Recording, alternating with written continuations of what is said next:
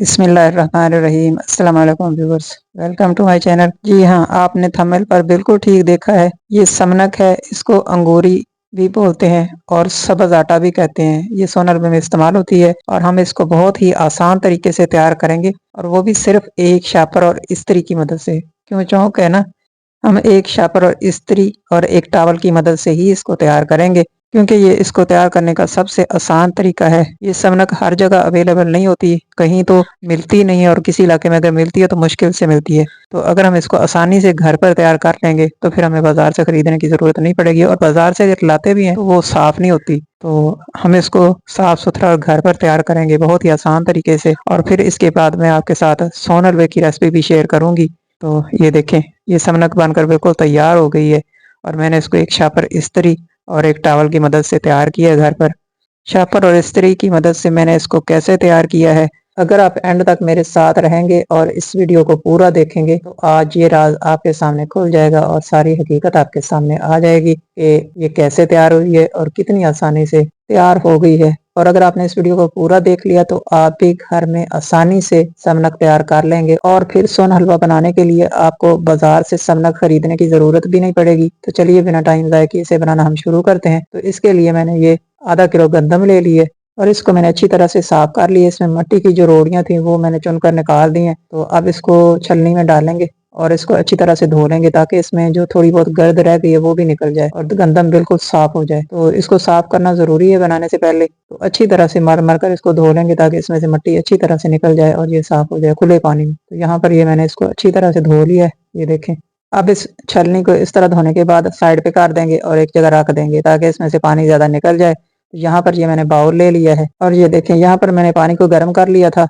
तो अब गर्म पानी को बाउल में डाल देंगे। ये पानी इतना गर्म होना चाहिए जितनी गर्म हम चाय पीते हैं। ये देखें, मैंने इसके अंदर हाथ डाला तो ये 2 सेकंड तक इसके अंदर रख पा रही हूँ, इससे ज़्यादा ये इसके अंदर नहीं ठहर रहा क्योंकि पानी गर्म है। पानी इतना गर्म होना चाहिए कि इसको हाथ से छुआ जा सके, बहुत ज़्यादा गर्म भी नहीं होना चाहिए। तो अब ये गंदम इसके अंदर डाल देंगे। ये क्योंकि सर्दी का मौसम है तो इसलिए मैंने पानी को थोड़ा गर्म कर लिया था ताकि गंदम जल्दी भीग जाए।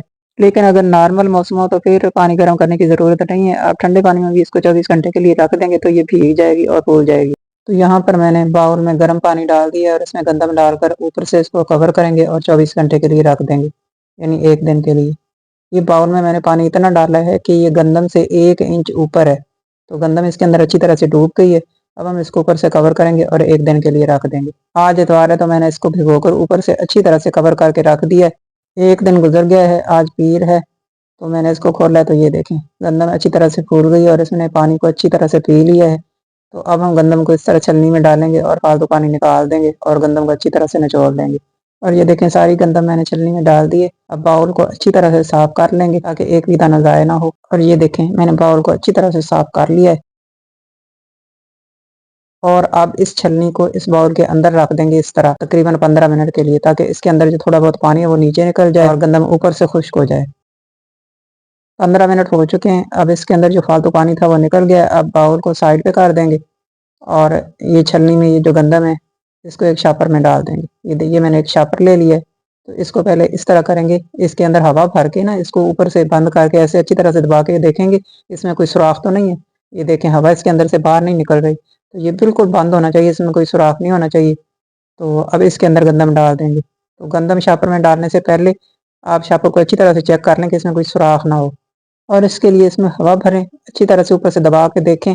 अगर कोई सुराख नहीं है तो फिर इसमें गंदम डाल लें और फिर इसको ऊपर से इस तरह से घेरा लगा देंगे। तो यहाँ पर मैंने शापर में गंदम डाल कर इसको ऊपर से शापर को अच्छी तरह से बंद कर दिया, यहाँ से घेरा लगा दिया ताकि इसके अंदर हवा ना जाए, ना अंदर की हवा बाहर निकले और ना बाहर के अंदर जाए। और यहाँ पर मैंने इसको एक प्लेट में रख दिया है और ये एक टॉवल ले लिया है। इसको इस्त्री के साथ अच्छी तरह से गर्म कर लेंगे और यहाँ पर इस्त्री को गर्म करके तकरीबन 2-3 मिनट तक टॉवल के ऊपर इस तरह फेरेंगे और टॉवल को इतना गर्म कर लेंगे जैसे टकोर करने के लिए किसी कपड़े को गर्म करते हैं। दूसरे अल्फाज में, जैसे हम सर्दियों में हाथ सेकने के लिए आग के ऊपर करते हैं और जितनी तपिश आती है उतनी इस टॉवल के ऊपर हाथ रखने से भी आनी चाहिए।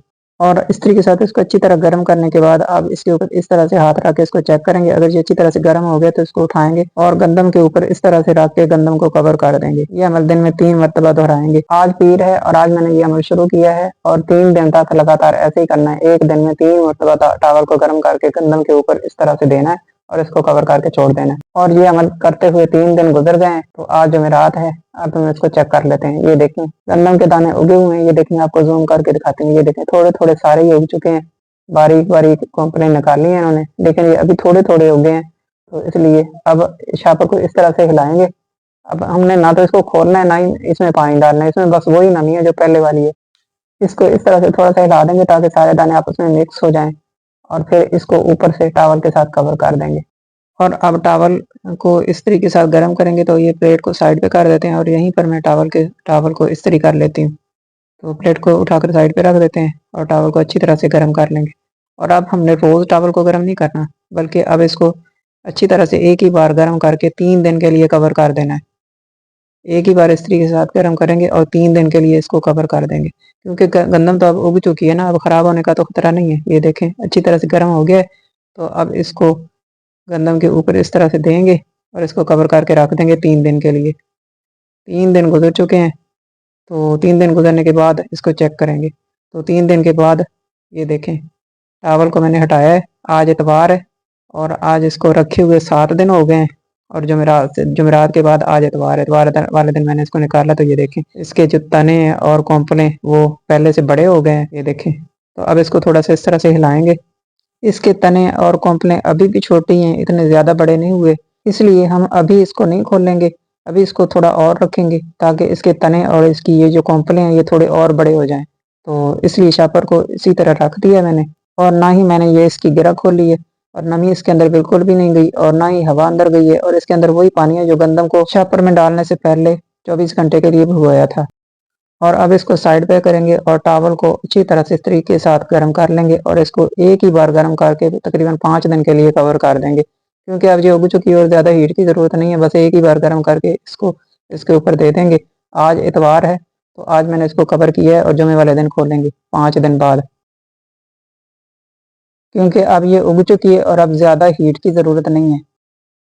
और इसके अंदर जो थोड़ी बहुत नमी है वो भी अगर ज़्यादा इस तरीके करके इसके ऊपर टॉवल देंगे तो वो खुश्क हो जाएगी। और अभी इतनी नमी की ज़रूरत है इसको ग्रो करने के लिए, तभी इसके तने और कॉम्पलें लंबी होंगी। तो 5 दिन के बाद, आज जुमा है और 12वां दिन है, तो 5 दिन के बाद मैंने इसको निकाल लिया। ये देखें इसके तने और इसकी ये जो कॉम्पलें कितनी बड़ी हो गई हैं पहले से। तो ये देखें, तो अभी हम इसको 1 दिन के लिए और कवर करके रख देंगे। जुम्मे वाले दिन मैंने इसको चेक किया था और 1 दिन वैसे ही टॉवल के साथ कवर करके रख दिया। अभी टॉवल को मैंने गर्म नहीं किया। तो आज हफ्ता है और 13वां दिन है इसको शापर में डाले हुए। पीर वाले दिन मैंने इसको डाला था, पीर 8 और पीर फिर 15 दिन होने थे। तो आज हफ्ता है, आज 13 दिन हो गए हैं। तो अब ये अच्छी तरह से तैयार हो गई है, इसकी कॉम्पलें और जड़ें जो है लंबी हो गई हैं। तो अब हम इसको शापर से निकाल लेते हैं। 13 दिन के बाद शापर को खोल लेंगे और इसको बाहर निकाल लेंगे। ये देखें कितनी अच्छी तरह से तैयार हो गई है गंदम, और बहुत अच्छी ये देखें जड़ें और सारी उग चुकी है।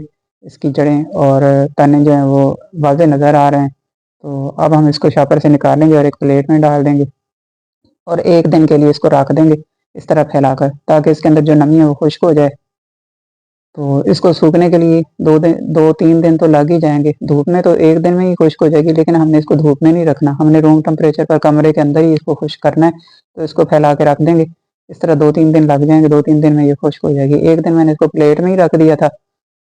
तो अच्छी तरह से जब इसमें ज़्यादा नमी निकल गई है तो फिर इतवार वाले दिन मैंने इसको ये चाट के ऊपर फैला दिया था, ताकि ये अच्छी तरह से खुश्क हो जाए। 2 दिन गुजर चुके हैं, आज मंगल है, तो अभी भी इसके दाने जो हैं वो अच्छी तरह से खुश्क नहीं हुए। तो हम इसको 1-2 दिन और रखेंगे ताकि ये अच्छी तरह से खुश्क हो जाए।